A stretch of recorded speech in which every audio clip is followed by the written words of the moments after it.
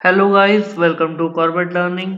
Guys, आज की इस वीडियो में हम बात करने वाले हैं हमारे HTML5 के प्रैक्टिकल सेशन के बारे में।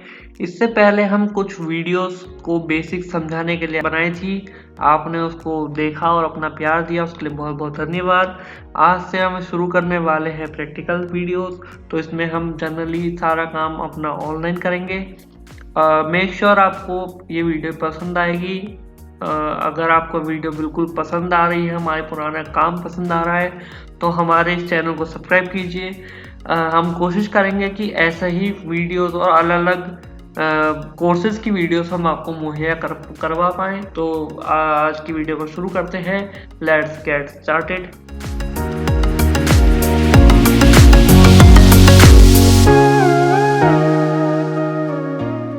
दोस्तों, आज हम देखने वाले हैं HTML के पहले प्रोग्राम के बारे में। HTML होता क्या है, कैसे काम करता है और कैसे हम उसमें प्रोग्राम्स को ऐड कर सकते हैं। तो बने रहिए हमारी वीडियो के साथ। दोस्तों, हमको कोई भी प्रोग्रामिंग करने से पहले हमको उसमें ज़रूरत पड़ती है प्रोग्रामिंग लॉजिक्स की। ठीक है, चाहे वो आप C करिए, PHP करिए, या फिर कोई और लैंग्वेज, या फिर कोई जैसे HTML एक है मार्कअप लैंग्वेज। अगर आप उसको भी यूज़ करना चाहते हैं तो आपको भी कहीं ना कहीं इसको सेव करने की ज़रूरत पड़ेगी। आपको उसमें उसका कोड लिखने की ज़रूरत पड़ेगी। तो वो चीज़ आप कैसे कर सकते हैं आज देखते हैं। तो दोस्तों, जो मेरी रिकमेंडेशन है इसके लिए, सबसे अच्छा जो कोड एडिटर है वो VS कोड है। VS कोड, ठीक है। अब मैं जनरली इसी को यूज़ करता हूँ और मैं रिकमेंडेशन भी इसी का दूंगा क्योंकि काफ़ी अच्छा कोड एडिटर है। तो आपको जनरली क्या करना है, गूगल पे जाकर टाइप करना है VS कोड। तो ये यहाँ पर कोड विजुअल स्टूडियो के ऑफिशियल साइट पर आपको लेके चले जाएगा। लिंक देख लीजिए, यही है इसका http vscode.visualstudio.com। ठीक है, इसके अंदर हम गए और जैसे ही है विजुअल स्टूडियो के अंदर आए हमारे पास ये वेबसाइट ओपन हो गई। अब हमको उसको डाउनलोड करना है। तो यहाँ पर देखिए, सबसे ऊपर ही हमको बटन मिल गया, विंडोज़ पे डाउनलोड करना है। हमारे पास अगर और कोई डिवाइस आप यूज़ करते हैं तो आपको यहाँ पर एरो बटन पे आप क्लिक करेंगे तो आपको यहाँ पर दिख जाएगा। अगर आप मैक OS को यूज़ करते हैं, विंडोज़ को यूज़ करते हैं, लाइनक्स को यूज़ करते हैं, तो आप इसको यहाँ पर से भी इंस्टॉल कर सकते हैं। ये होगा इसके स्टेबल वर्जन यानी कि उसका डेवलपमेंट फेज कंप्लीट हो चुका है। इनसाइडर मतलब जो अभी डेवलपमेंट में लगे हैं, उसके अंदर और भी कह सकते हैं आप कि उसमें और भी अपडेट्स आने अभी बाकी हैं, वो स्टेबल नहीं है। तो मैं आपको रिकमेंड करूँगा आप स्टेबल वर्जन को ही यूज़ करें अगर आप किसी भी तरह का रिस्क लेना नहीं चाहते। इनसाइडर यूज़ करने पर एक सबसे बड़ा रिस्क ये होता है कि इनसाइडर में काफ़ी सारे बग्स होते हैं। वो आपका VS कोड एडिटर या फिर आपकी इवन दो आपकी वो लैपटॉप या फिर डेस्कटॉप को, सिस्टम को स्लो डाउन भी कर सकते हैं। तो ये बिल्कुल भी रिकमेंडेड नहीं है। तो मैं अगर डाउनलोड करूँगा तो मैं डायरेक्ट यहाँ पर क्लिक करके विंडोज़ को डाउनलोड कर लूँगा। ठीक है, अब देखिए ये मेरे को डायरेक्ट ले जाएगा डाउनलोड पेज पर। और जैसे ही यहाँ पर आ गया, तो जैसे ही क्लिक करा मैंने, यहाँ पर लिखा गया योर डाउनलोड अपने आप स्टार्ट हो गया। ठीक है, तो मैं यहाँ पर इसको सेव कर लूँगा। सेव करके डाउनलोड होने के बाद तब तक मैं इसको डाउनलोड करता हूँ। उसके बाद मैं आपको तब तक आगे की चीज़ें समझते हैं। तो देखिए, जैसा मैंने कहा, VS कोड एक कोड एडिटर है। कोड एडिटर यानी कि आप समझ सकते हैं एक ऐसी जगह या एक ऐसा सॉफ्टवेयर जहाँ पर हम कुछ ही लिख सकते हैं, जैसे कि नोटपैड, वर्डपैड। ठीक है, अब जनरली पुराने टाइम पर जब इतना डेवलपमेंट नहीं था कोड का, तो जो डेवलपर थे वो यूज़ करते थे नोटपैड। जनरली एक अगर आप विंडोज़ यूज़र हैं तो आपको अपनी स्क्रीन पर, अपने सिस्टम पे वो डाउनलोडेड मिलता है पहले से, आपको कहीं और डाउनलोड करने की जरूरत नहीं। तो उसमें काफ़ी कम फीचर होते थे, हमें मतलब कोड सपोर्ट नहीं मिलता था। मतलब इसका मतलब सपोर्ट का मतलब ये है कि हमको बहुत सारे जो उसकी लैंग्वेजेस थी, बहुत सारे जो सिंटैक्स थे वो याद रखने की ज़रूरत पड़ती थी। अगर हम उसको याद ना रखें और हम उसको वैसे ही कर दें तो वो एक एरर थ्रो करता है, ठीक है। इसलिए रिकमेंडेड है कि आप VS कोड को यूज़ करें। वैसे मार्केट में काफ़ी सारे हैं, नोटपैड++ है, सबलाइम टेक्स्ट एडिटर है, एटम है, लेकिन मेरे को जनरली यही ज़्यादा पसंद है। तो देखिए ये क्या क्या चीज़ें आपको देता है, किस किस चीज़ों के फीचर देता है। सबसे पहले है बिल्ट इन सपोर्ट मिलता है आपको जावास्क्रिप्ट का, टाइपस्क्रिप्ट का, नोड.js का। तो अगर आप जावास्क्रिप्ट को इसमें रन करना चाहें तो भी वो रन करेगा। टाइपस्क्रिप्ट के लिए फीचर्स आपको मिल जाएंगे। नोड.js अगर आप यूज़ करते हैं, नोड.js जनरली एक जावास्क्रिप्ट का कह लीजिए आपको सर्वर को ही आपको सॉफ्टवेयर बना के दे दिया है, ठीक है, जो आपकी जावास्क्रिप्ट को बैकएंड में चलाने के में हेल्प करता है, ठीक है। और इसकी मदद से आप अपने सिस्टम पे ही एंगुलर, रिएक्ट, फिर मोंगोडीबी जैसे कि इतने सारे जो सॉफ्टवेयर हैं या फिर कह लीजिए लैंग्वेजेस हैं, उसको आप आराम से यूज़ कर सकते हैं, ठीक है। साथ ही आपको और लैंग्वेजेस या प्रोग्रामिंग लैंग्वेजेस का सपोर्ट देता है, जैसे कि C++ का, C# का, जावा का, पाइथन का, PHP का, गोलैंग का, ठीक है। तो ये कुछ प्रोग्रामिंग लैंग्वेजेस हैं। इनमें से बहुत सारी लैंग्वेजेस के ट्यूटोरियल्स हमारी साइट में जल्दी अपलोड होना स्टार्ट हो जाएंगे। तो अगर आपने अभी तक हमारे चैनल को सब्सक्राइब नहीं करा है और आप चाहते हैं कि आपको ऐसे ही वीडियोस मिलती रहें, तो जल्दी से इस चैनल को सब्सक्राइब कर लीजिए, बेल आइकन को हिट करिए और हमारा मोटिवेशन बढ़ाए रखिए, ठीक है। तो हम इंस्टॉल हो चुका है हमारा VS कोड। अब हम इसको खोलते हैं। तो जब हम इसको ऑन करेंगे,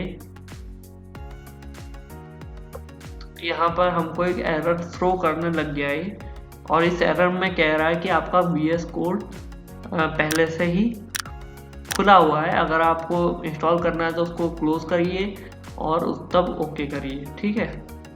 तो मैं अभी इसको ऐसे ही क्लोज कर देता हूँ क्योंकि मैंने अपने सिस्टम पे VS कोड पहले से ही इंस्टॉल करके रखा हुआ, ठीक है। अब VS कोड के अंदर आते हैं। जैसे ही आप इसको इंस्टॉल करेंगे, नया VS कोड खोलेंगे तो आपको एक वेलकम स्क्रीन दिख जाएगी।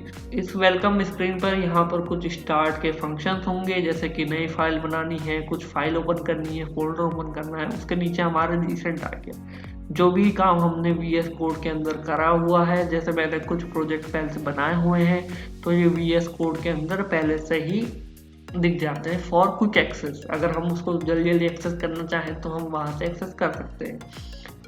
तो मैंने नई फाइल बनाई थी। अब इसको मैं दोबारा से क्रिएट करके आपको दिखाता हूँ VS कोड के अंदर फाइल क्रिएट करना कितना सिंपल है। तो इसको डिलीट कर देता हूँ। मैंने एक फोल्डर बना रखा है, आप चाहे तो आप कोई भी फोल्डर बना सकते हैं। मैंने सोर्स कोड नाम का एक फोल्डर बना रखा है।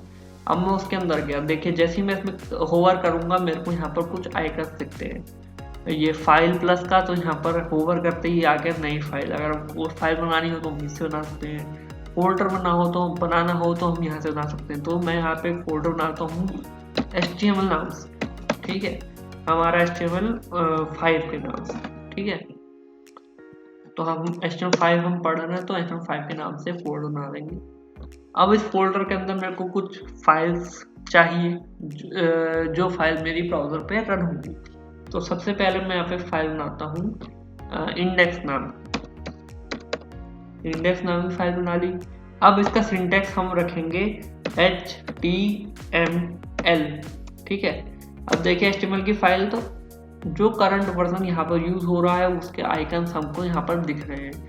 ये भी मैंने कुछ एक्सटेंशंस ऐड करे हैं, फंक्शनैलिटीज ऐड करी हैं, उसकी वजह से ये दिख रहा है।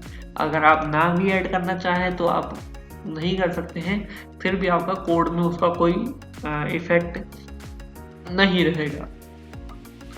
ठीक है, तो हम अपना पहला प्रोग्राम लिखना स्टार्ट करते हैं। तो जैसा कि मैंने आपको बताया कि HTML का सिंटैक्स स्टार्ट होता है डॉक टाइप HTML से, तो वहीं से हम स्टार्ट करेंगे। यहाँ पर लिखेंगे डॉक टाइप HTML, फिर HTML को ऑन करेंगे। HTML को हमने ऑन करा। इसके अंदर हमारा क्या क्या आता है, हेड आता है, हेड सेक्शन आएगा। ठीक है, फिर उसके अंदर हमारा बॉडी आएगा। ठीक है, अब इस हेड सेक्शन के अंदर हमारी कुछ फाइल्स आती हैं, जैसे कि अगर हमको मान लीजिए हमको कोई स्टाइल ऐड करनी हो तो स्टाइल टैग भी इसके अंदर हम ऐड कर सकते हैं। ठीक है, अगर हमको स्क्रिप्ट ऐड करनी हो तो जावास्क्रिप्ट ऐड करनी हो तो स्क्रिप्ट टैग के अंदर यहाँ पर यूज कर सकते हैं हम। ठीक है, तो ये सारी चीजें हमारी हेड सेक्शन के अंदर आती हैं।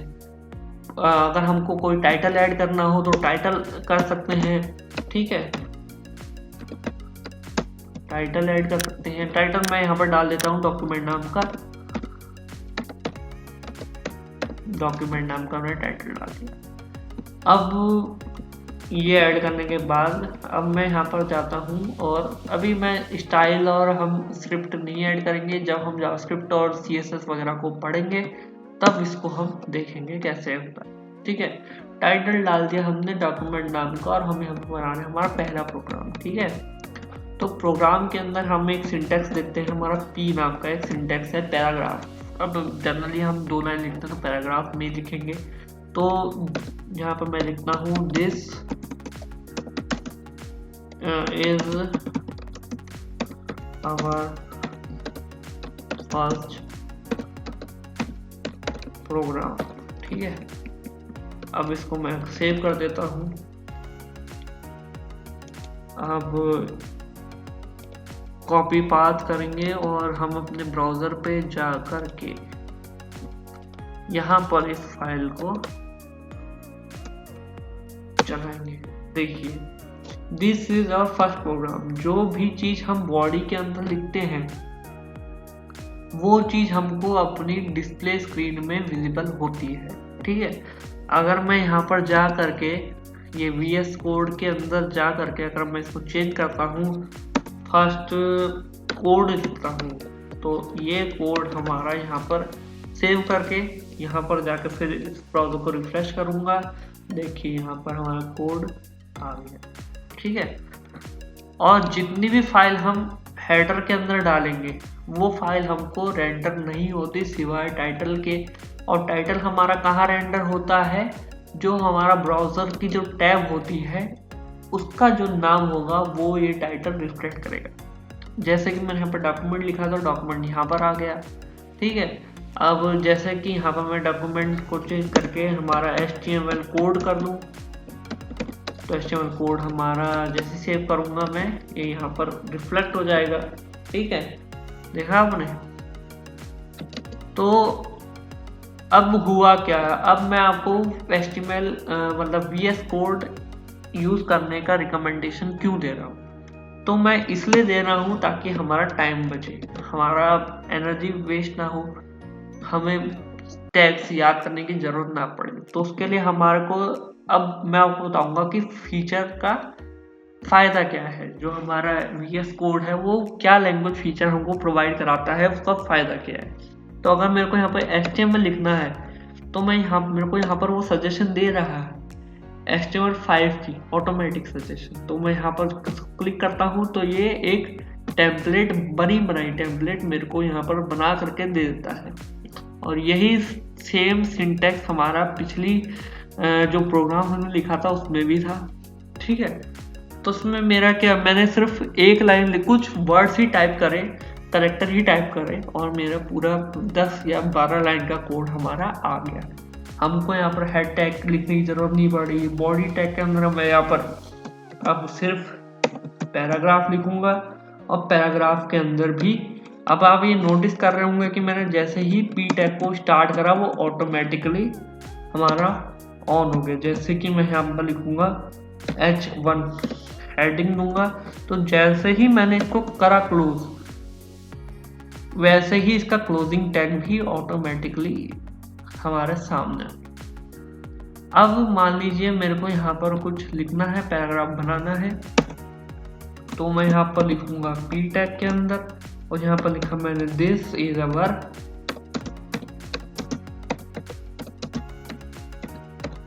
First template.